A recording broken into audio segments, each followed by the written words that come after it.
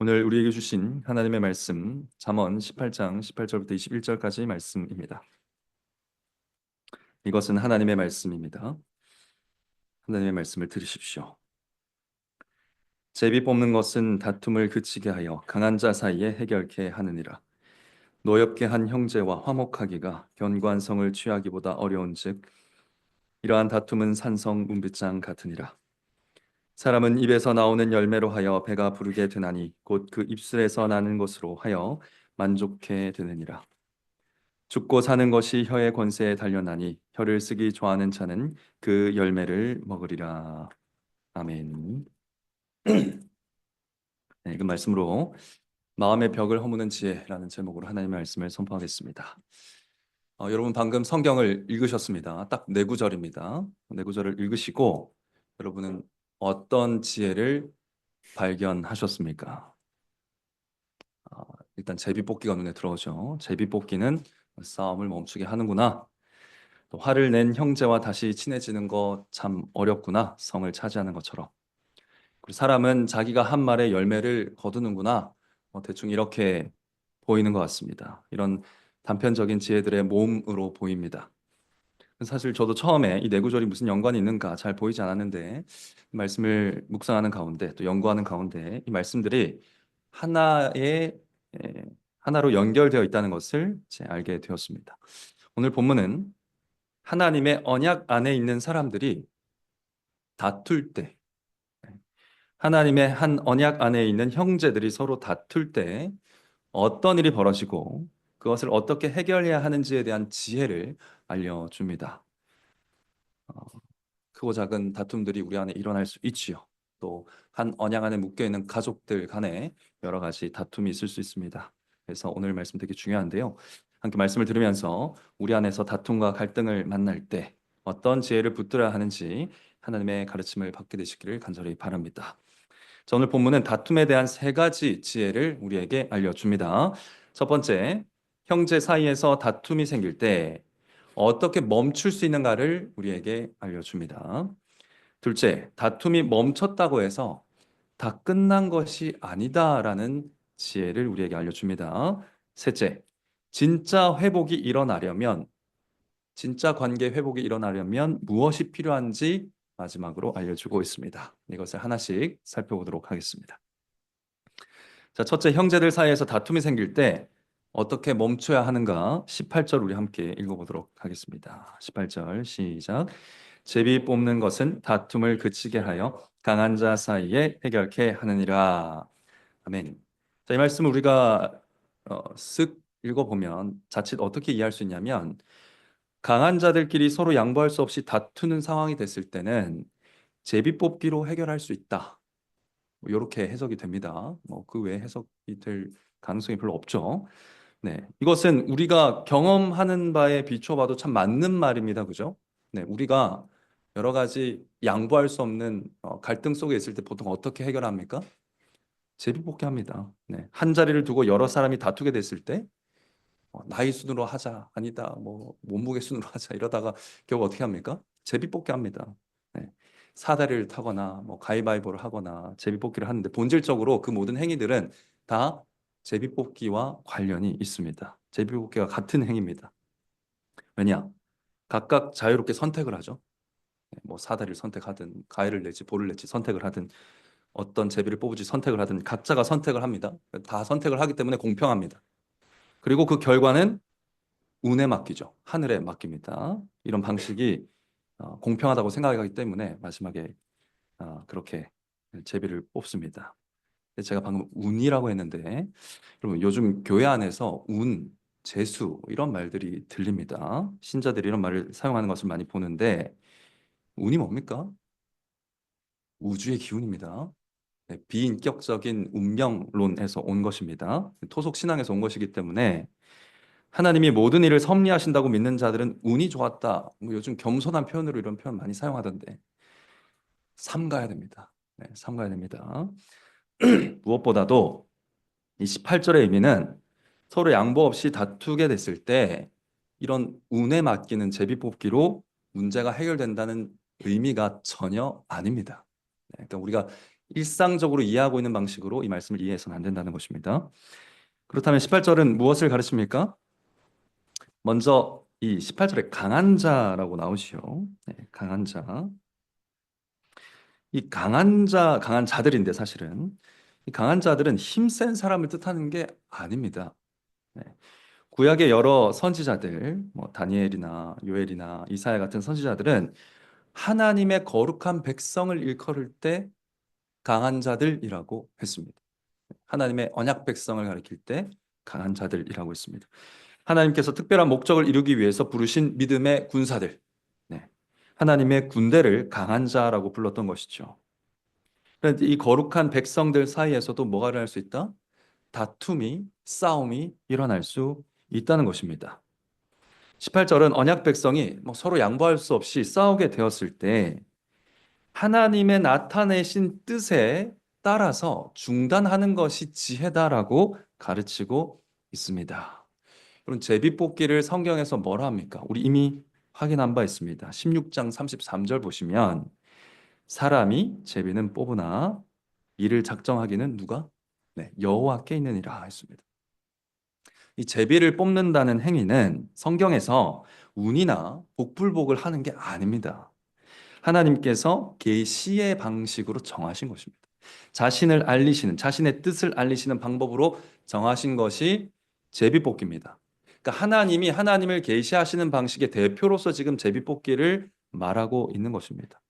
그러니까 제비를 뽑든 기도를 해서 하나님의 음성을 듣든 구약 시대에 아니면 기록된 말씀을 보든지 선지자의 예언을 듣든지 재판을 하든지 투표를 하든지 어쨌든 하나님의 뜻이 나타났을 때는 그 뜻에 따라서 싸움을 중단하는 것이 지혜다라는 것입니다. 자, 그런데 단지 싸움이 멈췄다고 다 해결되는 건 아니겠죠. 18절은 해결케 한다 이렇게 돼 있습니다. 해결케 하느니라 이렇게 돼 있는데 근데 원래 이 단어의 의미는 갈라놓는다 이런 뜻입니다. 그러니까 하나님의 백성들이 서로 엉겨붙어 싸우니까 하나님의 뜻에 따라 갈라놓는다 이런 뜻이에요. 둘 사이에 벽을 친다는 뜻입니다. 멀어지게 만든다는 뜻입니다. 하나님은 언약 백성 사이에 격렬한 다툼이 벌어질 때 일단 둘 사이를 떨어뜨려 놓으셔서 싸움을 중단시킨 예가 굉장히 많습니다. 성경에 많은 형제들이 있죠. 네. 어떤 형제들이 있습니까? 에서와 야곱. 네. 에서와 야곱이 장자의 축복 때문에 살벌하게 싸우게 됐죠. 네, 다투게 됐을 때 하나님 어떻게 하셨습니까? 어머니 리브가의 선택을 통해서 마치 제비 뽑듯이 여러 선택지 중에 리브가가 어떤 선택을 한 것입니다. 뭘 선택했습니까? 삼촌 라반의 집에 가서 멀리 떨어져 살게 한 것이죠. 그래서 멀리 떨어뜨려 놓으셨습니다. 그 하나님 뜻이었죠. 결국 드러나기로 하나님 뜻이었습니다. 또 유명한 형제 간의 다툼 뭐가 있습니까? 요셉과 그 형제 간의 다툼, 뭐 요셉이 일방적으로 당하긴 했지만 갈등입니다. 요셉이 다른 형제들과 심한 갈등에 놓이게 됐을 때도 하나님은 섭리 가운데 죽을 뻔했죠 사실. 죽을 뻔했는데 하나님이 섭리하셔가지고 요셉을 어디로 뚝 떼놓으셨습니까? 애굽으로 뚝 떨어뜨려 놓으셨습니다. 그리고 신약 교회도 마찬가지입니다. 바울과 바나바가 사실 굉장히 가까운 사람입니다. 바울이 이 초대교회에 적응할 수 있도록 도와준 사람이 바나바예요. 근데 마가 요한을 데리고 선교를 간다 만다 이 문제 때문에 어떻게 됩니까? 성경에 어떻게 기록되냐면 서로 심히 다투어 피차 갈라서니 이렇게 되어 있습니다. 이것도 한 뜻이었죠. 네. 하나님의 뜻과 계획 가운데 이런 일이 이루어진 것입니다.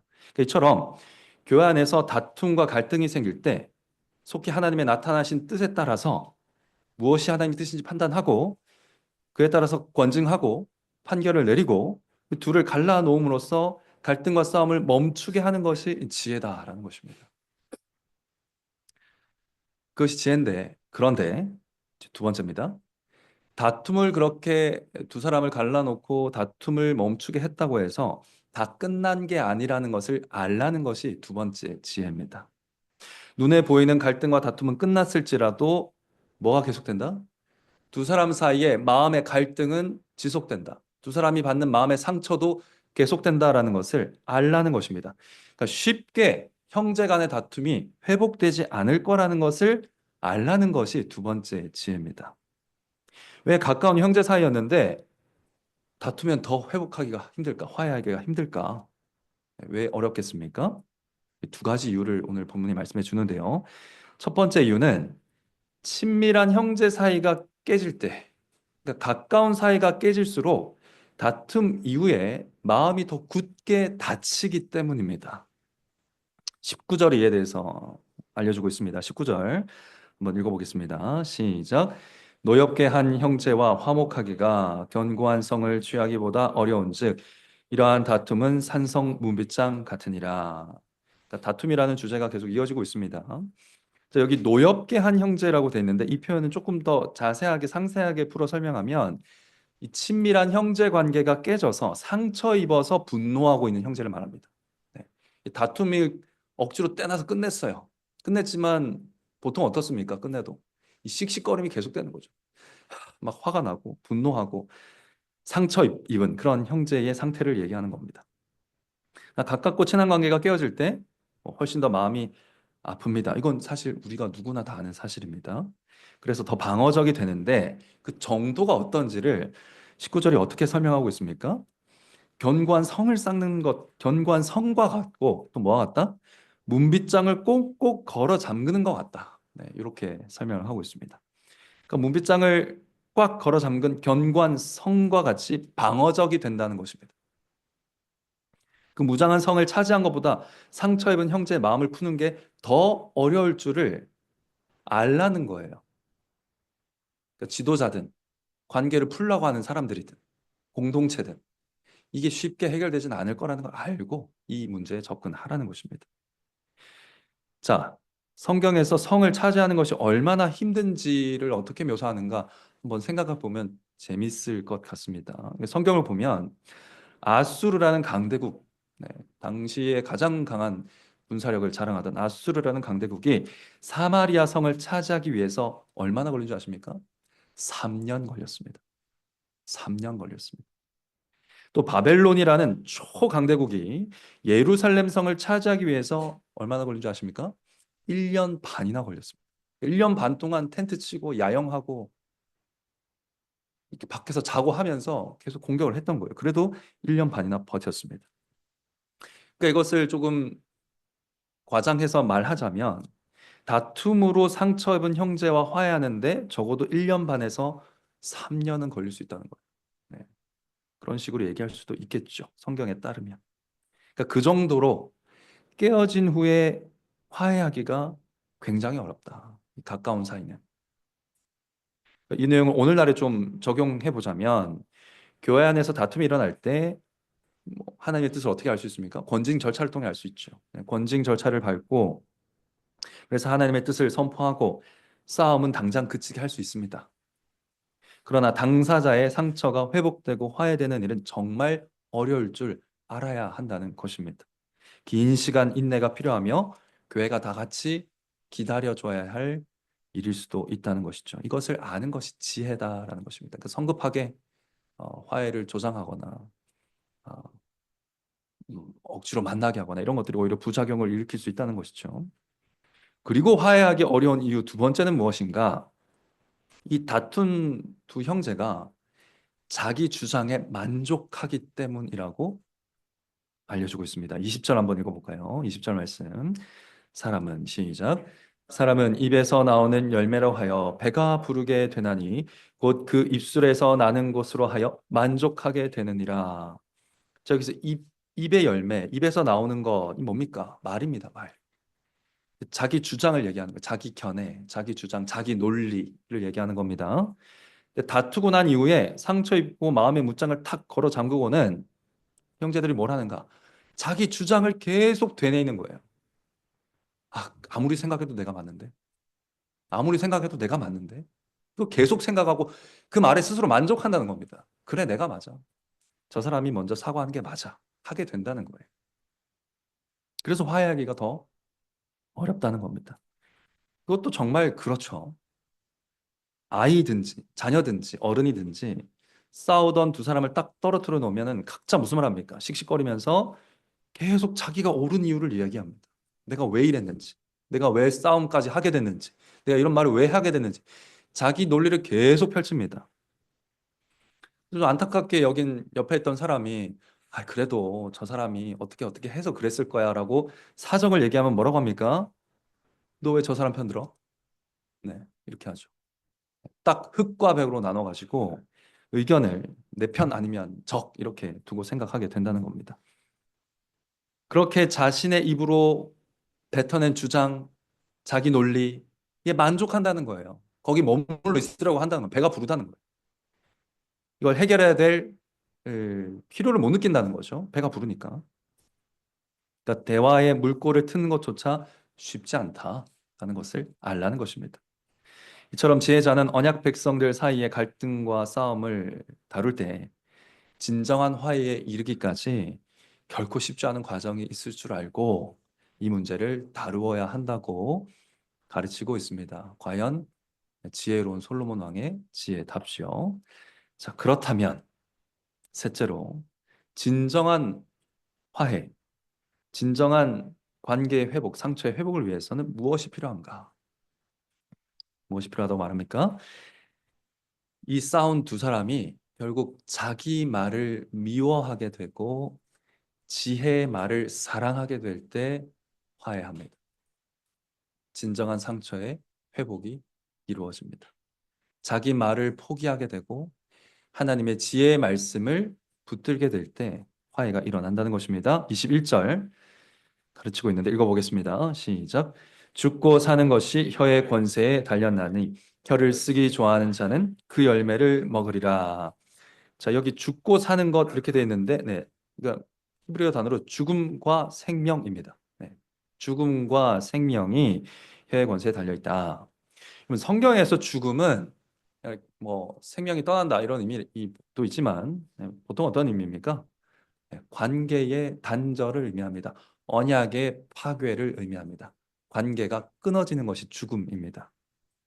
반대로 생명은 관계가 연결되는 것, 언약이 맺어지는 것, 사랑의 언약 관계로 묶이는 것을 생명이라고 합니다.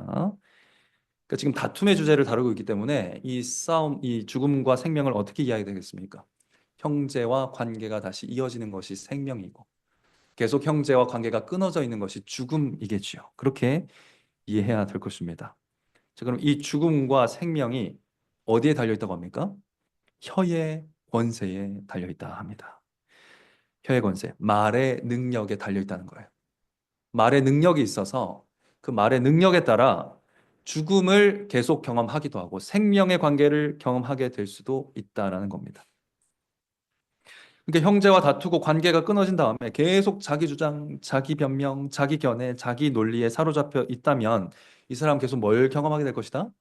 네, 죽음의 관계를 경험하게 될 것이다. 그런데 다른 길이 있다는 거예요. 네, 생명의 길이 있다는 겁니다.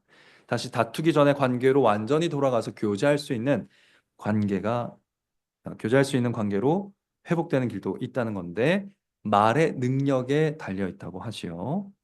자, 그 생명의 길을 알려주는 말씀이 21절의 마지막 표현인데요. 혀를 쓰기 좋아하는 자는 그 열매를 먹으리라 이렇게 돼 있는데 사실 원어를 읽어보면 어떻게 되냐면 그것을 사랑하는 자는 그것의 열매를 먹으리라 이렇게 돼 있습니다. 애매해요. 이 그것이 뭔지를 애매하게 만들어 놨습니다. 네.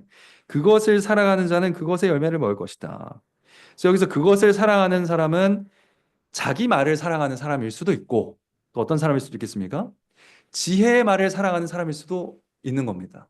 네, 잠언이 지금 계속해서 말하고 있는 지혜의 말씀을 사랑하는 사람일 수도 있고 이 성 안에 갇혀서 자기 논리만 계속 사랑하고 있는 사람일 수 있는 겁니다. 어쨌든 그것을 사랑하는 자는 그것의 열매를 먹을 겁니다. 네. 혼자 고립돼서 자기 말을 막 사랑하면서 지내는 사람은 자기 말의 열매인 죽음의 열매를 먹을 것이고요. 지혜의 말을 사랑하는 사람은 어떻게 될 것이다? 생명을 경험하게 될 것이다. 관계의 회복을 경험하게 될 것이라는 것입니다. 이 지혜의 말이란 방금 말씀드린 것처럼 잠언 전체의 가르침을 말합니다. 여호와를 경외하라. 하나님의 주권을 인정하라. 하나님의 섭리를 믿고 그 앞에 겸손하라. 이와 같은 지혜들입니다. 특별히 이 싸움의 관계에서는 자기를 주장하며 상대 허물을 지적하는 이런 말을 버리라는 이야기고요. 하나님을 경외하며 하나님의 주권과 섭리를 인정하는 하나님의 지혜의 말씀을 사랑하라는 뜻입니다. 그 사람은 언약적 관계의 회복, 즉 생명을 경험하게 된다. 그러니까 결론적으로 다툼과 갈등으로 상처 입은 영혼의 진정한 회복을 위해서는 무엇이 필요한가? 하나님의 지혜의 말씀을 사랑하고 그 지혜의 능력을 의지해야 한다는 것입니다. 그래야 진정한 화해를 이룰 수 있고 생명을 누릴 수 있게 된다는 겁니다. 자기 말에 대한 사랑을 버리고 지혜의 말씀을 사랑할 때 관계를 온전히 회복할 수 있습니다. 이것이 오늘 잠언이 교회에 가르치는 지혜입니다. 그렇다면 성도 여러분, 우리 자신에게 스스로 물어봅시다. 우리는 보통 어떤 말을 사랑합니까? 내 말, 내 주장을 사랑합니까? 아니면 하나님이 주시는 지혜의 말씀을 사랑합니까? 부부싸움이 벌어졌다. 어떤 말을 사랑합니까? 자녀와 다툴 때 어떤 말을 사랑합니까? 한번 돌아보시기 바랍니다. 우리는 대부분의 상황에서 내 말을 훨씬 사랑합니다. 거의 내 말을 제일 사랑합니다. 네. 갈등이 일어나면 우리가 어떻게 합니까? 성벽을 탁 쌓고요. 문빗장을 지르고요. 방어벽을 탁 세우고 난 다음에 내 주장, 내 말만 계속 반복합니다. 내가 맞다니까. 당신이 이해하지. 이런 말을 계속합니다. 내가 의고 상대방은 악입니다. 오늘 본문에서 근데 말이 능력을 가질 수 있다는 오늘 이 말씀이 있는데 이 말씀에 좀 주목할 필요가 있습니다. 여러분, 우리가 우리 말을 사랑하는데 우리가 다투고 분노하고 화를 내게 될 때 쏟는 그 말이요. 우리의 우상이 될 수 있습니다. 우리를 지배하는 능력을 가질 수 있다고요. 내 말이 내 우상이 될 수 있다는 겁니다. 기본적으로 화를 성경이 왜 주의하라고 하냐면 분노하는 거 굉장히 주의하라고 하거든요, 성경이. 왜 분노를 주의해야 되냐면 우리가 화를 낼 때 우리가 우상으로 섬기는 게 뭔지가 드러납니다. 여러분 화를 낼 때 여러분이 우상으로 섬기는 게 드러나요. 그게 무슨 말인가? 여러분의 예배 대상이 드러난다는 겁니다. 여러분이 왜 화를 냅니까? 여러분이 가장 사랑하고 여러분이 가장 중요하게 여기는 그것에 대해서 상대방이 침해할 때, 건드릴 때, 그때 화를 내는 거거든요. 그러니까 내가 화를 왜 내는가를 가만히 생각해 보시면 내가 정말로 사랑하는 게 뭔지, 정말로 중요하게 생각하는 게 뭔지가 드러납니다. 그러니까 우리가 하나님 때문에 의분을 일으키는 게 아닌 이상 거의 대부분의 상황에서 우리는 분노할 때마다 우리의 우상을 고백합니다. 그래서 분노는 성경에서 매우 삼가야 할 것으로 제시가 되고 있는 것이죠. 이 우상은 정말 능력이 있어서 우리를 사로잡습니다. 네. 저런 형제라면 계속 멀리 단절된 상태로 지내는 것도 괜찮은 것 같아. 이 뭡니까? 단절된 상태? 죽음이죠. 죽음을 괜찮다고 여기게 만드는 게 우리 말의 우상입니다. 분노할 때 쏟아낸 그 말의 우상이 죽음을 괜찮다고 여기게 만듭니다. 관계적 죽음도 괜찮다. 언약적으로 회복되지 않아도 괜찮다라는 생각에 사로잡히게 만드는 힘이 우리 분노의 말에 있다는 거예요. 이것이 우리의 상태입니다. 우리 죄인들의 상태고요. 우리 죄인들의 비참함입니다. 내 말인데 나의 말을 우상처럼 섬기면서 그 말의 우상에 사로잡혀가지고 지혜의 말씀이 뭐라고 하는지 귀를 기울이지 않는 이 죄인. 그래서 이 땅에는 다툼이 그치지 않고 화해하기가 너무나 힘들 뿐 아니라 교회 안에서도 화해는 꿈꾸기가 참 어려운 일이 되어 있습니다. 그래서 이 구약 교회의 왕으로 세움받은 지혜의 왕 솔로몬조차도 깨어진 관계는 다시 붙이기가 너무 힘들다라고 가르치고 있다는 것입니다. 결국 뭘 말하고 있습니까? 사람으로서는 안 됩니다. 사람은 깨어진 관계를 회복하거나 용서하거나 사랑하게 만들 수 없습니다. 그래서 죽음만이 우리가 즐길 수 있는 열매였습니다. 그러나 이런 우리를 하나님이 내버려 두셨는가? 아닙니다. 하나님은 지혜를 사랑하지 않는 우리에게 우리가 사랑할 수 있는 지혜를 보내주셨습니다. 우리가 하나님의 지혜를 싫어하니까 하나님께서 우리가 사랑할 수 있는 지혜를 보내주셨습니다. 살아 숨쉬는 지혜의 말씀을 우리에게 보내주셨습니다. 누구십니까? 예수 그리스도십니다. 살아 숨쉬는 지혜의 말씀, 생명을 주는 능력의 말씀, 그 말씀이 육신이 되어 우리 가운데 거하셨으니 그분이 바로 예수 그리스도. 우리가 사랑할 수 있는 지혜인 것입니다. 예수님이 이 땅에 오셔서 하신 일이 무엇입니까?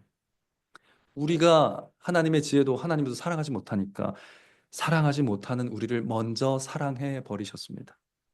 지혜를 찾지 않는 우리를 지혜가 먼저 찾아오셨습니다. 그렇게 오셔서 우리 죄를 대신 지시고 십자가에 달리셨습니다. 그리고 거기에서 하나님과 우리 사이에 벽을 허무시고 형제와 형제 사이에 막힌 담도 허무셨습니다. 에베소서 2장 14절 말씀을 한번 살펴보시면 14절부터 16절 말씀을 통해서 에베소서는 이런 복음을 선포하고 있습니다. 그는 우리의 화평이신지라 둘로 하나를 만드사 중간에 막힌 담을 허시고 원수된 것 곧 의문에 속한 계명의 율법을 자기 육체로 폐하셨으니 이는 이 둘로 자기 안에서 한 새 사람을 지어 화평하게 하시고 또 십자가로 이 둘을 한 몸으로 하나님과 화목하게 하려 하십니다. 원래 나뉘어서 벽을 치고 있던 이 두 관계를 예수님께서 하나로 만드셔가지고 하나님과도 벽이 있었던 죄인들인데 그 벽도 허무시고 하나님과 화평하게 하셨다. 예수님이 바로 벽을 허무신 분이다라고 선포하고 있습니다. 예수님은 우리가 서로 한 몸을 이룰 수 있도록 모든 벽을 허무셔서 연결되게 하셨습니다. 연결 뭐죠? 생명입니다. 또 모두 연결된 우리가 하나님과도 화목하게 연결되게 하셨습니다. 생명이죠. 영원하고 진정한 생명을 누리도록 하신 분이 예수님이십니다. 그래서 예수님 유대인과 이방인 정말 화해할 수 없는 집단이거든요. 유대인과 이방인이 한 교회 안에 하나를 이루도록 그 둘 사이의 담도 허무셨고요. 주인과 종 사이의 담도 허무셨고요. 남자와 여자 사이의 담도 다 허무셨고요. 우리 사이의 모든 관계 단절의 담을 다 허무신 것입니다. 무엇으로 허무셨습니까? 사랑으로 허무셨습니다. 하나님이 우리를 그분의 독생자를 주시기까지 사랑하신다는 그 지혜의 말씀, 즉 복음을 들려주심으로 우리 마음의 모든 담을 벽을 허무시고 문빗장을 활짝 열어버리신 것입니다. 지금도 마찬가지입니다. 오늘도 마찬가지입니다. 그리스도는 매 주일마다 하나님의 사랑이 무엇인지 알려주시는 말씀을 통해서 우리 안에 있는 우상을 무너뜨리고 계십니다. 지혜의 말씀을 사랑하게 하셔서 나의 말, 나의 주장을 내려놓으라 하십니다. 내려놓을 수 있게 하십니다. 지혜의 말씀을 신뢰하게 하셔서 상처 준 형제들을 향해서 닫아둔 마음의 문빗장을 조금씩 열게 하십니다. 그리스도께서 지혜의 말씀으로 하나님의 사랑을 알게 하실 때 우리가 생명을 얻고 자유를 누리는 것입니다. 그래서 지혜의 복음이 선포되는 이 자리, 예배의 자리에서 우리는 전혀 새로운 관계를 맺고 새로운 사람이 되어가는 것입니다. 자, 그 결과 어떤 일이 일어납니까? 싸움에서 피해를 입은 사람도 자기 상처를 우상처럼 섬기지 않게 됩니다. 싸움에 피해자가 있을 수 있죠. 피해자가 자기 상처를 우상처럼 섬길 수 있거든요. 그거 내려놓게 됩니다. 용서할 능력을 그리스도께 구하면서 마음의 벽을 허물기 시작합니다. 싸움에서 피해를 입힌 사람에게도 변화가 일어납니다. 자기 잘못을 다 인정하고 겸손하게 하나님과 사람 앞에 죄를 솔직하게 고백하고 자기 죄에 합당한 책임을 다하고자 하는 용기를 갖게 됩니다. 서로 쌍방간에 잘못한 경우에도 마찬가지입니다. 각자의 핑계를 내려놓게 하시고요. 서로의 허물을 인정하게 하시고요. 함께 그리스도의 화평을 구하며 기도하게 하십니다. 예배 자리에서 이런 일이 일어나고 있습니다. 이와 같은 놀라운 변화가 지혜의 복음을 사랑하는 자들에게 일어나게 하십니다. 이러한 실질적인 예가 성경에 있습니다. 자기 말보다 지혜를 더 사랑하여 정말 파국으로 끝났어야 될 관계를 아름다운 화해로 마무리한 인물이 요셉이죠. 사실 요셉은 형들과의 관계에서 일방적으로 큰 상처를 입은 피해자입니다. 그 누구보다 마음의 문빗장을 걸어 잠그고 자기 주장을 내세우면서 분노하며 복수를 해도 아무 이상할 것 없는 사람. 그렇게 영화 만들면 참 잘 만들었다 하겠죠. 어우, 통쾌하다, 시원하다. 그런데 요셉은 복수합니까? 네, 복수하지 않습니다. 왜냐? 그는 자기 말보다 하나님의 지혜의 말씀을 더 사랑했기 때문입니다. 요셉이 사랑했던 지혜의 말씀 무엇입니까? 창세기 45장 7절 8절 말씀인데 형들 앞에서 이렇게 고백합니다. 하나님이 큰 구원으로 당신들의 생명을 보존하고 당신들의 후손을 세상에 두시려고 나를 당신들 앞서 보내셨나니 이런즉 나를 이리로 보낸 자는 당신들이 아니요 하나님이라. 하나님이 나로 바로의 아비를 삼으시며 그 온 집의 주를 삼으시며 애굽 온 땅의 치리자를 삼으셨나이다. 이것이 하나님의 지혜였고 이것이 요셉이 사랑한 하나님의 말씀이었습니다. 요셉은 모든 인간적인 감정적인 말보다 하나님의 언약의 말씀, 하나님의 언약의 약속, 하나님의 구원의 지혜에 집중하고 있습니다. 아브라함과 이삭과 야곱과 언약을 맺으신 하나님께서 이 7년의 지독한 기근 동안에도 하나님의 언약 백성을 살리시려고 나를 먼저 보내셨구나. 그 과정에서 악한 형들의 선택을 사용하기도 하셨지만 궁극적으로 나를 애굽에 보내시고 나를 통해 나의 가족, 하나님의 언약 백성을 지키신 분, 여자의 후손, 하나님께서 우리에게 주실 메시아를 이 땅에 오게 하기 위해서 언약 백성을 유지하기 위해서 보존하기 위해서 나를 이곳에 보내셨구나. 그렇게 보내신 분이 하나님이시구나. 이것이 하나님의 구원의 지혜구나. 이것을 깨닫게 된 것입니다. 그러니까 요셉이 고백한 이 말에는 이러한 고백이 담겨 있다고 해도 무방할 것입니다. 요셉은 형제들의 분노와 미움과 악도 하나님의 지혜로운 섭리의 도구였음을 알게 됐고 이 하나님의 지혜를 사랑했습니다. 그러고 나니까 요셉한테 무슨 일이 벌어졌느냐? 용서해야 될 일 자체가 없어졌습니다. 그런 일을 당하면 당연히 내가 피해자고 내가 형제들을 용서해야 될 만한 위치에 서 있다고 당연히 생각할 만한 그런 일 속에서 요셉은 전혀 다른 차원의 이해를 가지게 된 것입니다. 하나님의 언약 백성의 보존을 위해서 나를 이 땅에 먼저 보내셨구나. 형제들의 악한 선택에 의해서 용서할 일이 없어져 버렸어요. 내가 뭐 용서하고 말고 할 일이 아니었네. 깨닫게 되지 않았겠습니까? 그러니까 하나님이 깨닫게 하신 그 구원의 지혜, 네. 언약 가운데 깨닫게 하신 그 구원의 지혜가 그에게 생명과 자유를 준 것입니다. 다시 형들과 완전히 연합할 수 있는. 형들은 계속 의심하거든요. 이 아이가 우리를 아버지가 죽으면 복수하지 않을까. 계속 의심하잖아요. 그러니까 아버지 죽고 나서 죽이지 않을까 두려워하잖아요. 그런데 복수하지 않았습니다. 완전한 화해, 생명의 화해를 이루게 되지요. 그러니까 누구보다 분노하고 원수를 갚아도 되는 사람이 원수처럼 행동한 형제들의 구원자가 된 것입니다. 놀라운 복음이죠. 사랑하는 성도 여러분, 이 이야기가 요셉과 형제들만의 이야기입니까? 그렇지 않죠. 그리스도와 우리의 이야기이기도 합니다. 여러분, 예수님만큼 우리에게 장벽을 치고 방어적이 되고 마음의 문을 닫고 마음껏 복수를 해도 되는 분이 없습니다. 그렇지 않습니까? 우리가 아니었다면 예수님 왜 십자가에 죽어요? 왜 이 땅에 오십니까? 모든 고난과 모든 죽음이 다 우리 때문입니다.